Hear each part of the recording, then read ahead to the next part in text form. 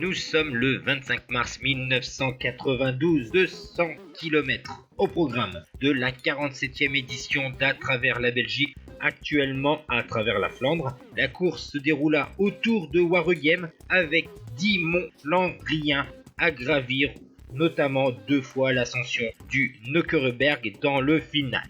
Tout d'abord, le début de la course a été marqué par le vent et les bordures, mais un passage à niveau fermé va permettre de remettre les choses en ordre. Par la suite, dans la côte des Hauts, Ballerini, l'Italien, a décidé d'attaquer avec dans son sillage le 3e de Milan-San Remo, le Belge Johan Museeuw, accompagné également de son compatriote à Museeuw, un autre Belge, Edwin Van Hooijdonk, vainqueur de l'édition d'À travers la Belgique 1990. Dans la descente, 24 coureurs vont rejoindre le groupe de tête, mais leur avance ne va jamais être bien importante sur un peloton où figure notamment la formation Panasonic, qui protège son sprinter allemand Olaf Ludwig, vainqueur de Kurn-Bruxelles-Kurn et vainqueur du E3 Harold Beke en 1991. La jonction avec les 24 hommes de tête est faite après le vieux Quaremont et dans l'ascension du Tiegenberg, 1400 mètres à 6,5%, 8 coureurs vont s'isoler à l'avant de la course, mais eux aussi vont être repris,